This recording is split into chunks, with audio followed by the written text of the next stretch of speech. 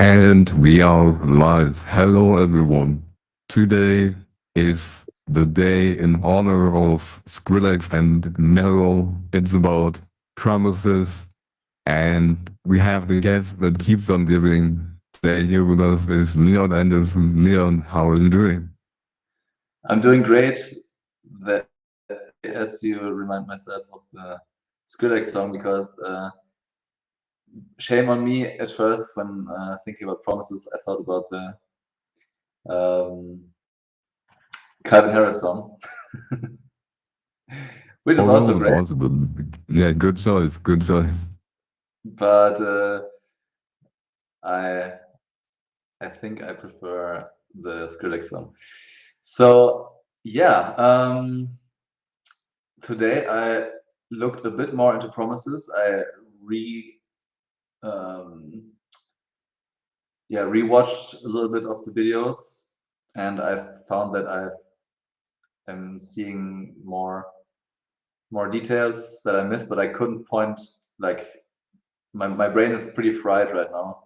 Long day, but um, so I'm not sure if I can recall all the nuances. Um, but to me, promises still feel a little bit like there are some questions open, and I tried reading um, the article by Eric Elliott, and I understood some things, but definitely not everything. Was a bit too much new stuff as well inside, or I would say like just a bit more abstract than seeing code in action and having explanations directly to it, like in the videos with code. And I'm really used to the teaching style of code right now, so it's a little bit new. So that was quite hard to uh, to read that, and I would say it's more abstract. It's just very conceptual, and um, so one thing that I guess makes me a little bit stands a little bit in the way of understanding promises for myself is seeing them in action and like real use cases, because the examples that Cole used were pretty random, and I don't know. Um, I mean, I do understand that it's about successful or unsuccessful requests most of the time, at least, or that's one of the biggest use cases. But I have no idea what makes a request successful, what not, and how do promises even know if it's successful or not? Like, there is like, does it have? I don't get where it's getting the conditions from. Like, where can I set the conditions if it's supposed to be, or if it's successful or not? Like stuff like an if statement or predicaments that I could use for a filter function. Like, I don't know where to put those in, and I have no idea what makes a request in like in the real world. What what can be the problems with it? So it's a bit abstract for me now. Still, I think I do understand quite a bit about like general direction of it, but yeah, I feel like there's more into um, spend more time with it. The rest of the day, oh yeah, and what I really missed, what I noticed was that in the whole section on async JavaScript, where the whole promise thing um, was taught um, in the course, there was no coding exercise at all, and that's yeah, that's taking away from the understanding by application and understanding by action as well. So it was, yeah, disappointing, as the smiley suggests. Yeah, and that's one thing that I would say is probably would make it way easier if there were multiple multiple coding exercises for that. And yeah,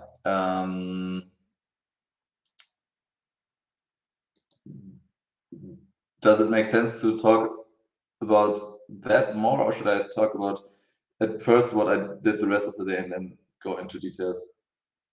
Yeah, let's first do a recap and then we can tackle the most important points. Okay, so I also tried to understand the article on the what is this, the inner workings of JavaScript objects by Eric Elliott. And there was stuff that I didn't get, like what is a bind, and very abstract, or what is get this three, like what is a get this, and there was some I don't know,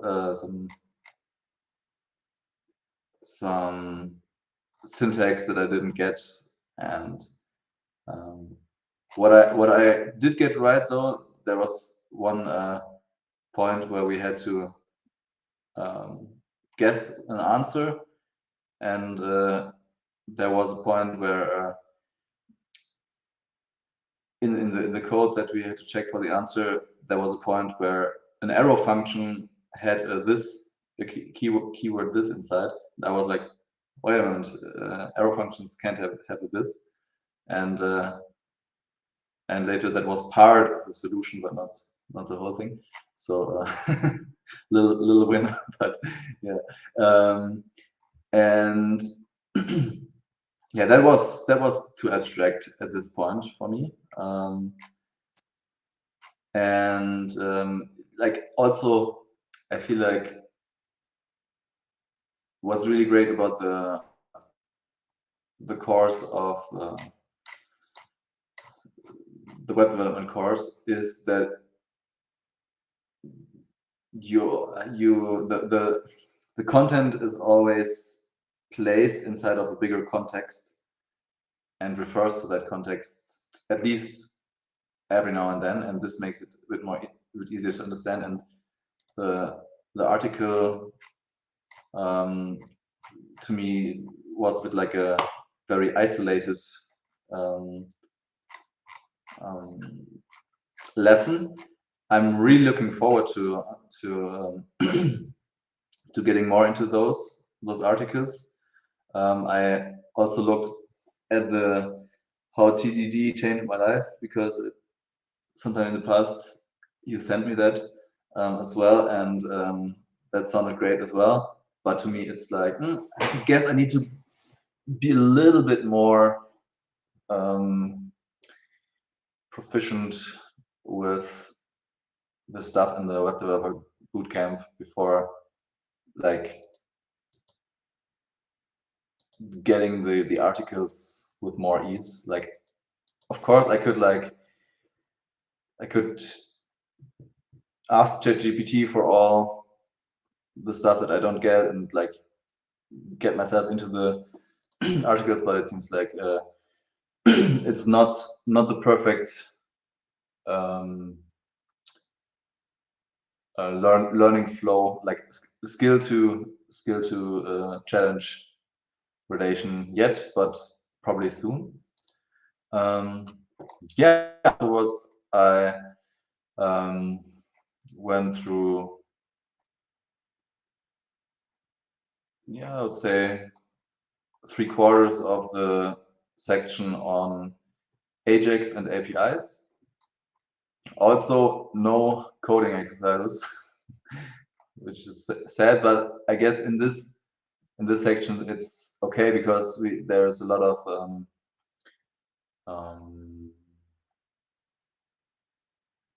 demonstration using hopscotch on how to do requests, to do web API requests, and a lot of theory. So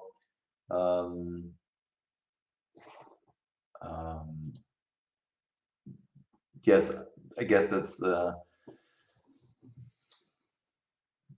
understandable why there aren't so many, why there aren't any coding exercises in this section as well. Yeah, and that stuff was really interesting for me as well, like some behind the scenes of the internet. What is the internet? How does it work? Like that's always awesome. And I've, for example, like what's a JSON? Like I always I often read like .json document types like in the past few years, maybe like randomly when browsing through files on my PC. Like every now and then I came across a JSON file and heard the name every now and then. And I was always like, oh, I know it has something to do with JavaScript, and I'm curious what it means. And now I know what it is. That's exciting. Yeah, HTTP verbs, HTTP status codes. That's also interesting, like the different types of like error and success codes. The ones with the 2 are success codes. The ones starting with 3 are about redirection statuses. 4 are client-side errors, and 5 are server-side errors. So it's always like some like 101, 102, 200, 202, whatever, and like one of the most common is like 404, 404. I think that's not found or something. And yeah, knowing a bit more about those. Yeah, queries, not query strings, curry strings, chicken curry strings. No, query strings, query strings, and HTTP headers, which are for some APIs, if you want to request stuff from them, you need to you don't need to define, but depending on the requests, it's like a I don't know if I get that right, but it's like a pre-filter where like being more specific what kind of requests you want to do, and you can set those inside of Hopscotch, for example, which is a website to test API requests, and there are sections where you can put in the headers that you find in the documentation of the web API, and where you can put in different query parameters, where you can also change the HTTP verbs. So basically like get request, post request, put, patch, delete request, whatever. All kinds of different requests, but at first, for now, we're looking only at get requests. And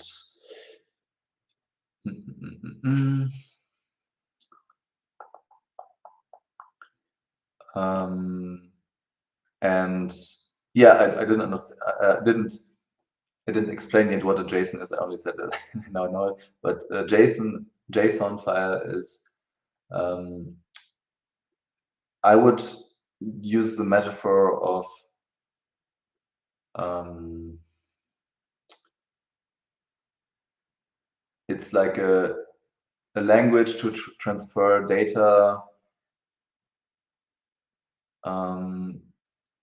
between server and client, but also between between different languages. As far as I know, Python and Java can read JSON as well. So JSON is not 100% the same as JavaScript. The abbreviation is, by the way, JavaScript object node or notation or something like that.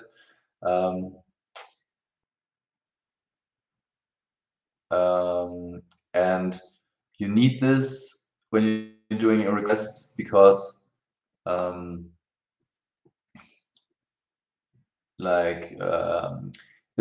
it's better to read, for example, than the old way, which was XML, which was basically the data wrapped inside of HTML or HTML-like structures or markup, and the JSON is a bit, I would say, it's more like an array or like an object inside of JavaScript, which is a bit easier to read than having everything wrapped into divs and sections and stuff. And yeah, we also looked at how to I mean, I started looking at how to do fetching.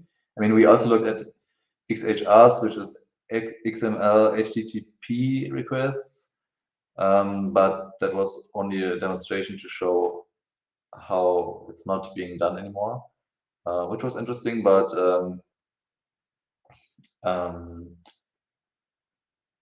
in both cases, as far as I understand, you need to translate.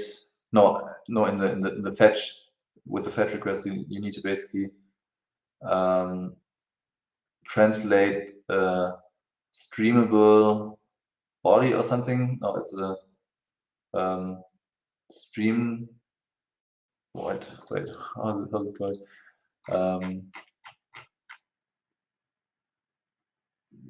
Like, okay, I think it's readable stream.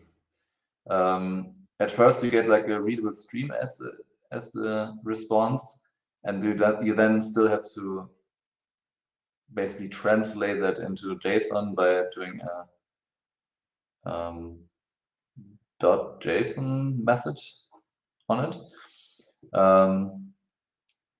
Yeah, lots of new stuff, and unfortunately, not much direct application.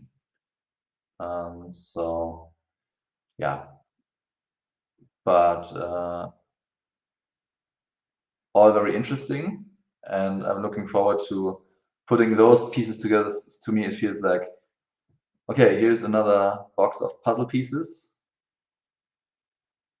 like just randomly emptied on the table before me, and I'm like, okay, now I know this puzzle piece, now I know this puzzle piece, but it's another puzzle of a bigger puzzle. So I just let all of it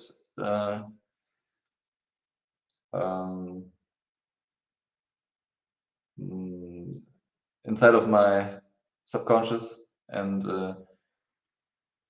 then yeah, I'll see when this will be put into use. Yeah, that is exactly the right thing to do. So I know that this is now a big list, obviously, because it was 2 days. because we had a call very early yesterday. So let's dive into some of these points here. Um, so obviously it's okay when you have not understood the articles by Eric Belliot yet, because as you said, it's only good that they have been in your, or that they are in your subconscious now. And once you get better, you can come back to these articles and they will unlock even more understanding. And usually with Eric's articles, it's like that. Like they are very, very high level. They are some of the best articles out there. And as with a good book, you can revisit it and learn something new, even if you revisit it after like 6 months or so. Um, so it's totally fine that you have not understood them completely yet. And then you said, okay, you would like to see some examples with promises and HTTP fetching, right? Yes. Okay. And what way did code show you to do HTTP request? So I mean, no, I mean the fetching just started, so um, it's yeah. I mean, okay. So we basically requested data from like random APIs, like Star Wars API, like swappy.com or IO, I don't know. And then we got names of Star Wars characters back. So that was okay to see like the use case, but um, that's I don't know. That's just like I don't know. Not I can't. Um, um, I don't know. What do I say? That's not really um, giving me a bigger picture understanding. It's just like one isolated random application. But I think for the fetch and the XHR that was okay because I'm not done with the section yet anyway, so there's probably more to come on that. But with promises, um, it was he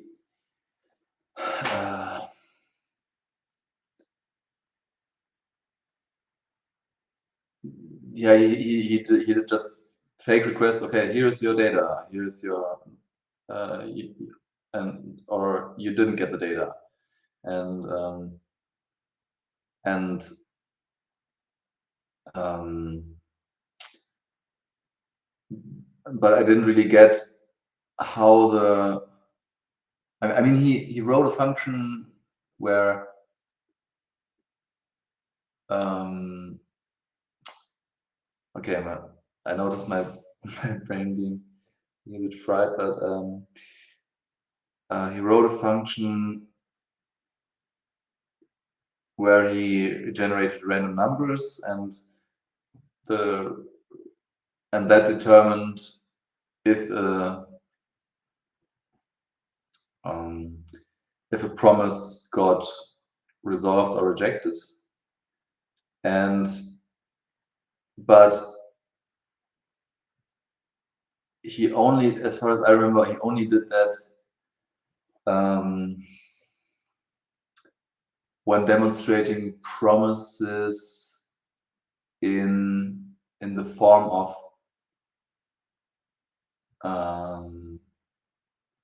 callbacks in callback hell demonstration, and afterwards, yeah, I don't know. It's I it's a lot of stuff mixed together in my brain. It's quite hard to put all uh, to isolate it really, but um, yeah, I didn't. So I'm not sure if he used the random number generator um, for demonstrating async promises or or a new promise, like in this way of doing it. But either way, I didn't get where how does a promise know if it's resolved or rejected? I mean, I guess I probably have to just rewatch it and look for the details and find out myself. So I feel like it's quite hard to talk about code that I don't clearly remember with you. But I don't know. What do you think? I have a good idea. So I'm going to leave you with the usual exercise that I give people to understand promises, which is this one. Create a function that takes in a value and a time in milliseconds. And that function this way, and that function resolves after the given time if the value is not exactly false. If the value is true, or sorry, if the value is exactly false, then the function should react with the given value after the given time.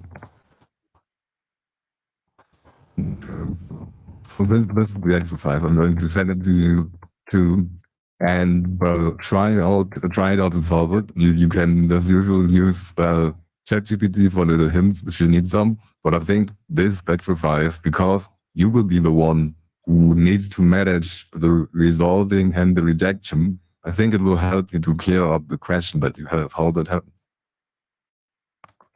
Yeah, I'm having an approximately in mind what like I think the whole promise section started with this kind of function. But so wait,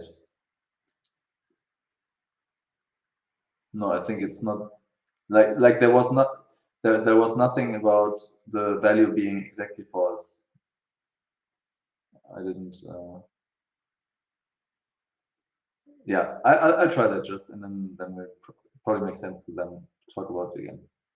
Yes, exactly. But other than that, I don't have much to add. You explained all the stuff correctly. I think if people don't know what these are, they should look into a YouTube video or also get the course to understand how servers and clients communicate, because it's a pretty simple protocol that you can understand. And also, this is something if you feel overwhelmed by these things, if you were to feel overwhelmed by these things, you can relax, because this is also something that you will come across so much that you don't have any chance but to learn it at some point just by using it a lot and then developing an implicit understanding for these things. And that sometimes happens, right? It happens with our language. We use nouns and we use verbs and we use adjectives as children before someone explains to us what these things mean. And in programming, it's the same. Usually you learn the concept first, right? But sometimes you can also just gain an intuitive understanding for the language and then later fill that intuitive understanding with the knowledge and the vocabulary to put it in a conscious context. Both directions work. And if one of the directions feels too overwhelming for you, just try out the different one or give it a little bit more time and they will naturally both arrive over time. Um, but what I wanted to share is my favorite HTTP status code. There's HTTP 489 the teapot, which is beneficial status code, by the way. And yeah, this is something that the developers of the protocol just put into the protocol as a joke. And yeah, but it's now a standard of specification. So you can let your server know that your client is a teapot. Awesome. Yeah. Cool. Any last questions? Anything on your mind?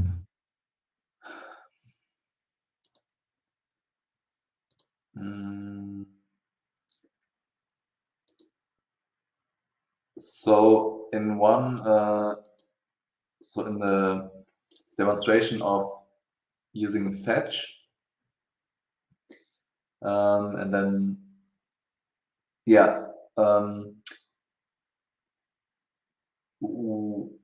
do I say it?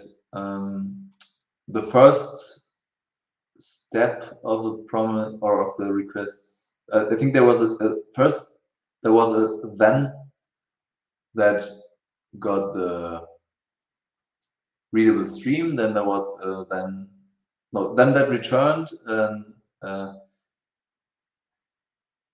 uh, JSON, and then the next then um,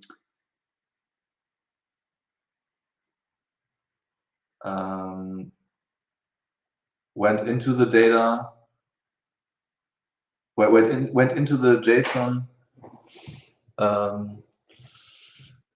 and only printed out certain aspects out of the JSON. And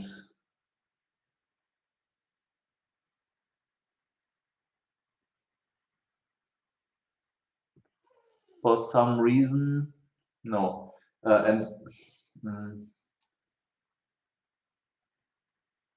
I don't know how to describe my question. I guess I guess I have to finish the section on fetch. Sure, yeah. Feel free to bring it tomorrow. I tried to put on the screen what you described. So this is how it looks when you use fetch. If you just want to do a GET request, you can simply give it the URL.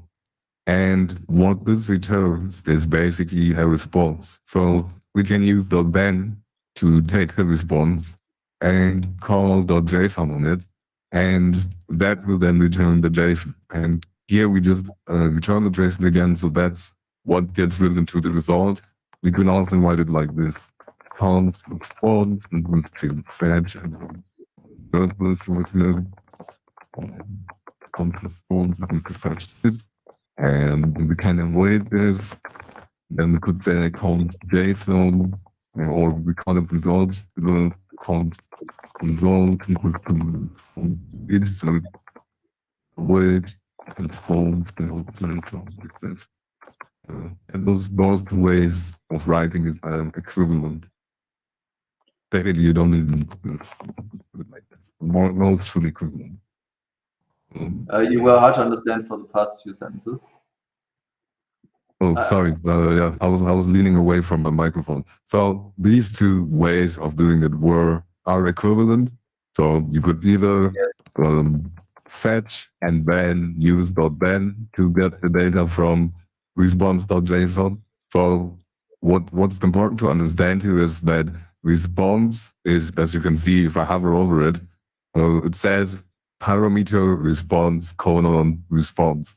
And response is just a special JavaScript object that has a .json method.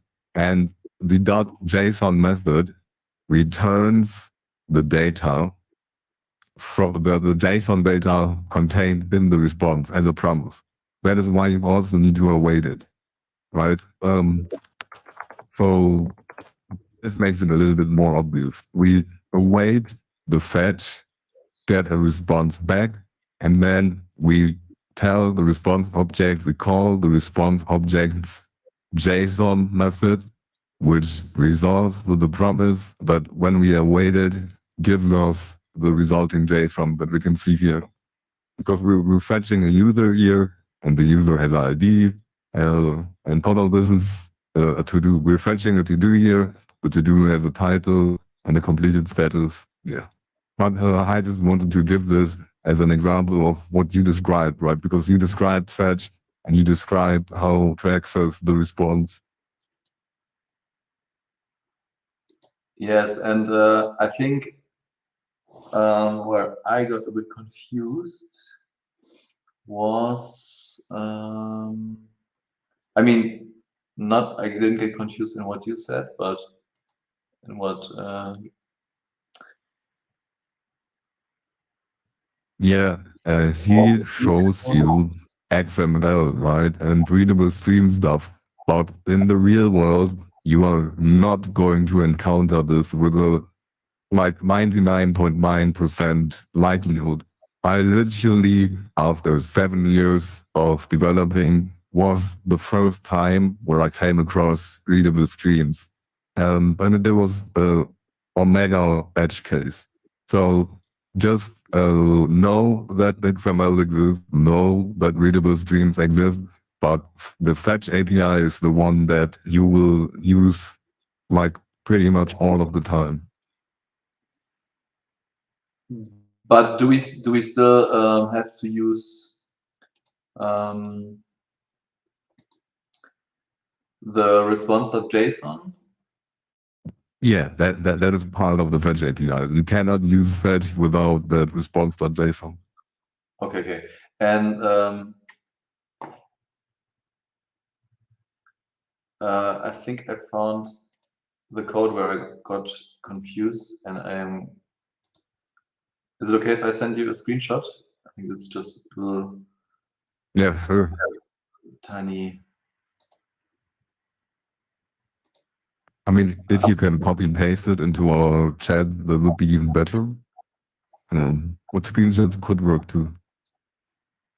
Um, in the studio chat, you mean?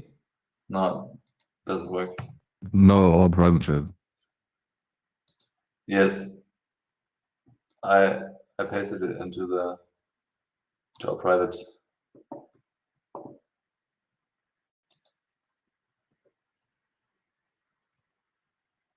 I am not seeing it anymore.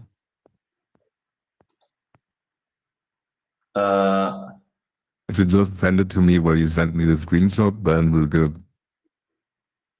No, I Send it to can't. me. I only have a screenshot of it. I don't have it written anywhere. It's Ah, I not. got it. Got it. Oh, okay.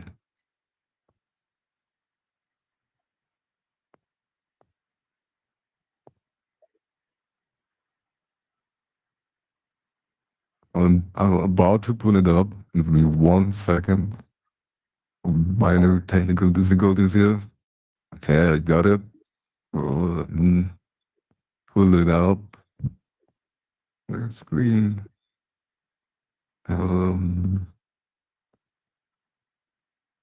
Oh, I think. Okay, I'll pass it with differently. Give me 1 more second. Uh, duh, duh, duh.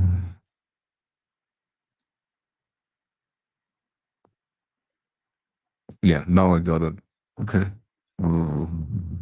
Copy and paste.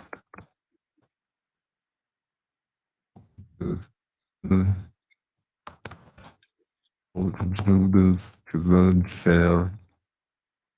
There it is. Finally. Okay.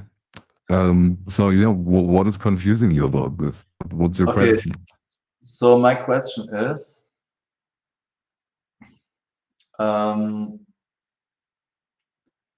where does the data parameter come from? Like, how is because there's nothing defined. Like, it's starting and there's nowhere there's nowhere a variable defined as data. And I was like, he didn't like, is data an is it obvious to JavaScript that it's about the data that's coming from the JSON, or No. So let's first look at it with the async await syntax, and then we can transform it to the .ben syntax, and then I think your question will clear up. So right now here, in this code, this is basically so if, this is basically the same code as in your image, right? Because Yes. you're just doing a fetch request, and then you're calling .json or on the response. Yes. But you're doing it with the .then syntax, right? But Yes. what this data is basically this result, and you can name this whatever you want, right? It doesn't Yes. matter if you name this result or if you name this crediting. I don't know why I came across this name right now, but you know, and using the .then syntax, um, we would transform it like this. So we would say, hey, dot then, and then he called it RES, which is for short for response. I'm not a big fan of abbreviations, but I always like to spell out the whole world, whole word, whole word. But yeah, let's do it so we have the same example, right? And you could do res.json here, but what he decided to do, this what we do right now is using implicit returns. But what he decided to do, what code did, was code used a function button, right? And this return response or they something like this. Yes. Yes, okay. And now what we then did is she just took this data that is being returned one more time to log it out right here, and then we So could also return it again. But this is okay. this is the name, so this could also be again Benedict. Right? JavaScript doesn't care what you name it. So what gets so when I return something from a then into a next then it Yes. also automatically gets placed in the as an argument function in the next then. Exactly. We can do this as many times Okay. as we want. As long as we keep returning it at the end, with either an implicit return or an explicit return, it's going to keep being passed through. So in the next, if you would write another then afterwards with any function, the function input, the function argument would be 10xf. It would be the result of the JSON, right? So here right now, wait, let's look at this. Here, console is not a function. Or console, then we reload here. Wait, this is blowing up. We can call this result. So we have a different name. It's not shadow. This, let's knock out here Benedict. So we know what it is. Here is our Benedict, right?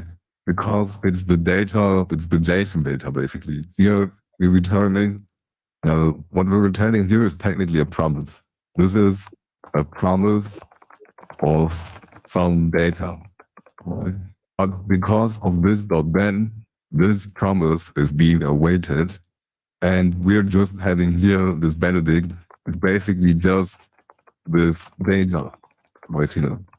We can call it, I don't know, we can call it Hans, right? And we do Hans. Okay. Well, this is just what's inside of the promise. And now we're returning this data, right? So here we have Hans again. We have the same thing here because we returned it from here. We could now also say, hey, instead we return an object where there's a key connect def that holds the data, and we, for chips and giggles, we also give it an edge. So if we now call .then here and take the data here and console.log this data right now, and then we can return again if we want to. But basically, this data is now an object with the hand splitter or whatever we want to call it, right? There's an infinite amount of names. Let's call it others. And of this, um, it is just the content that was wrapped inside of the JSON here. And then what we are doing here is we're taking that content and we're putting it into a new object under the key 10xDef. And we also give another key age 42, right? And this is what we're passing through. In this one, now the data is this. So no matter what kind of function I'm putting inside of a then, the argument that gets put into that function is going to be the return of the function before of the then before. Yes, yes. As long as everything goes well and is not blowing up, right? Yeah. As soon as something is throwing or rejecting, then the catch will get that. Got it. And because the bends is for the happy part and catch is for the sad part. Yes, yes. And what Cole didn't explain, but he used it, is the word throw. What is throw? Or what is the difference to throw and you used another word now, but reject probably. Or blow up, or I don't know. Blow up. You can blow up. You can blow up like a bomb. You know, like Deed's music career. So basically, throw is another keyword like return and const. You can use throw here. So let's put a catch here. And we just call it error. And again, we can call it whatever we want. But for example, error and data are very common names. Usually people go for that. And we say console.warn, error, error, if there's an error, right? Right now, everything is going well. But let's change that. Let's throw, and we can throw whatever we want. Usually people throw an error with a custom message like and maybe a little ball emoji. Usually they give a proper error message, but as you can see now, we log out Benedict, right?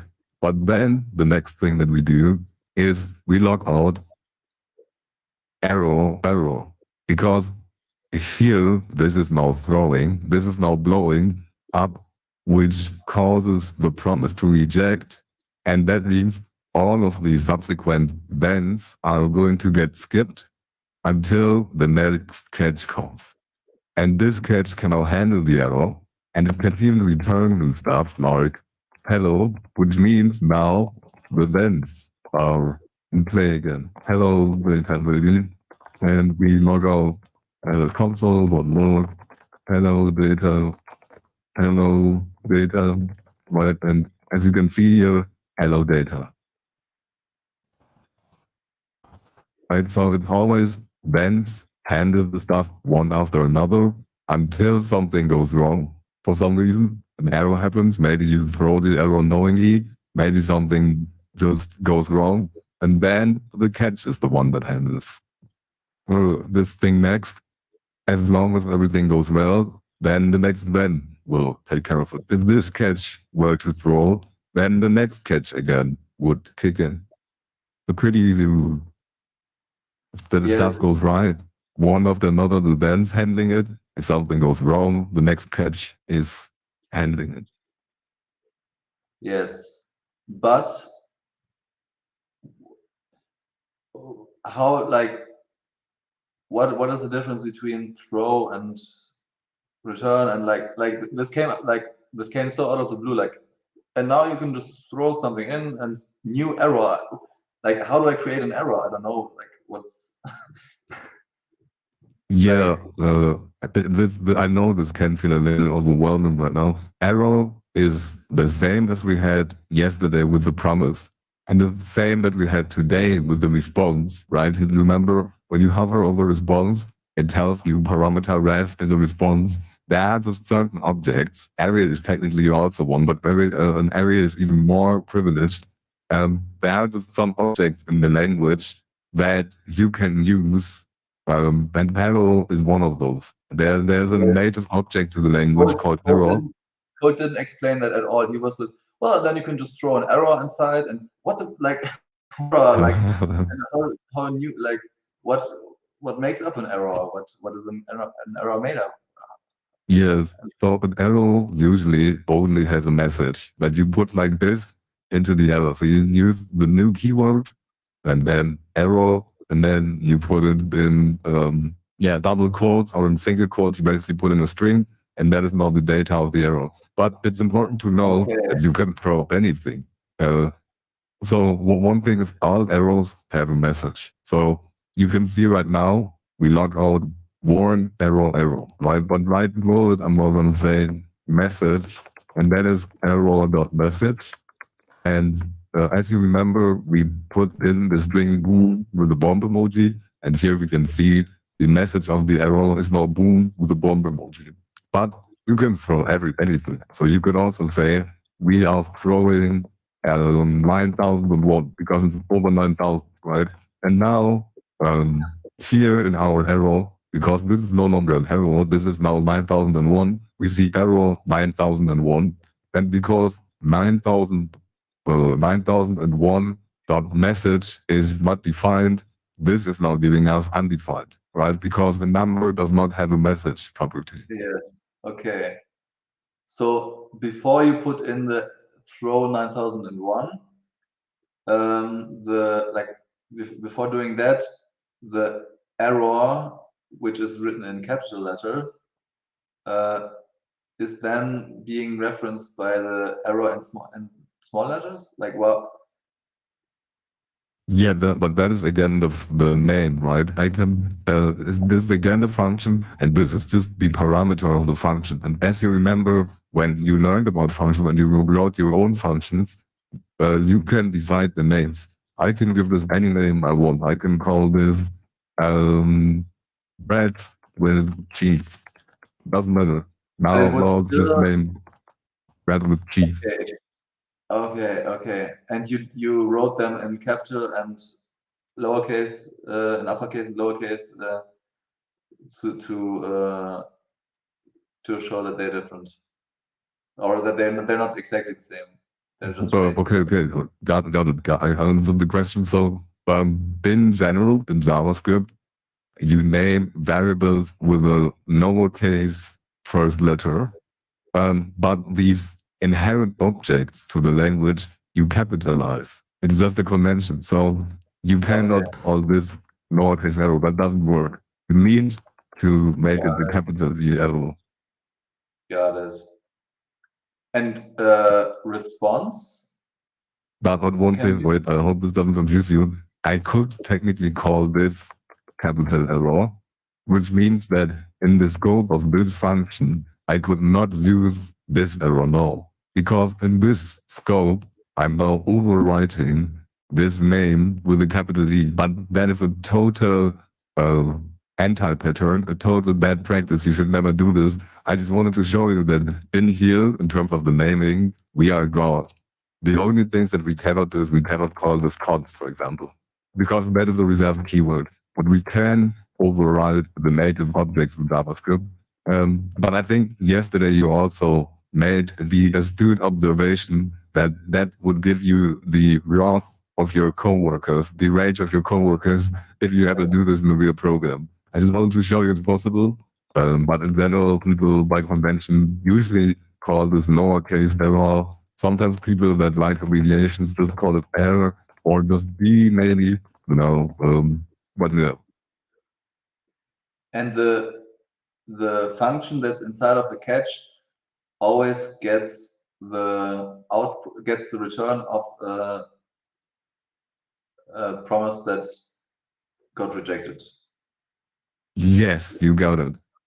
Okay, and that's why you wrote in. That's why you call it the parameter error as well. Yes, exactly.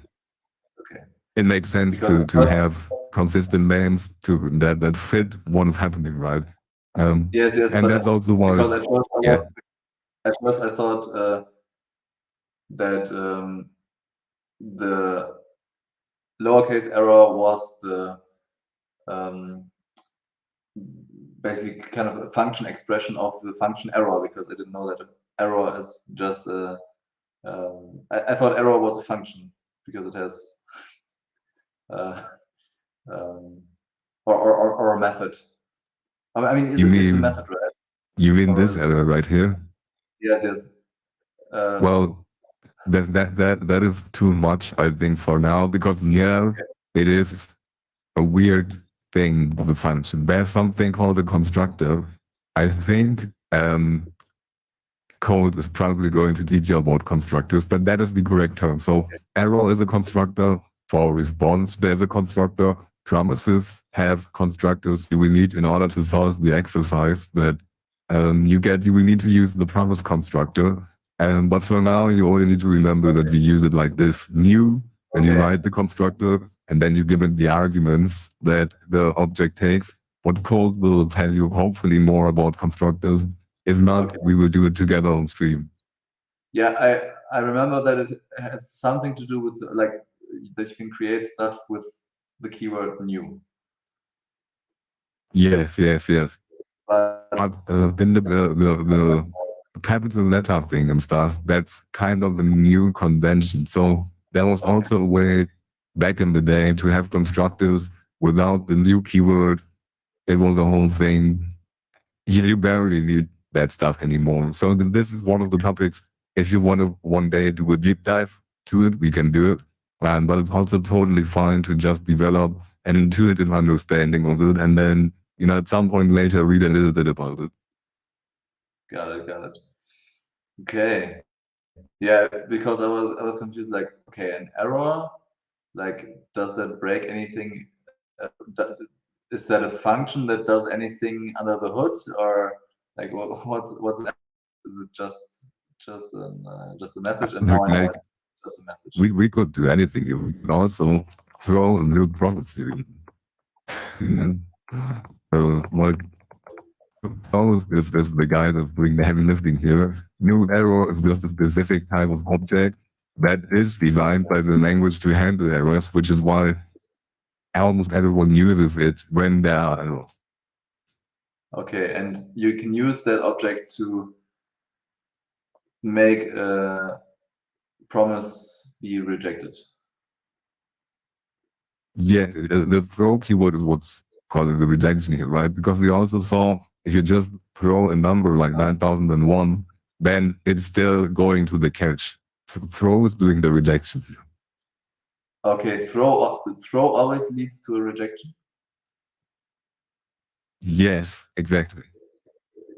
Ah, okay, okay.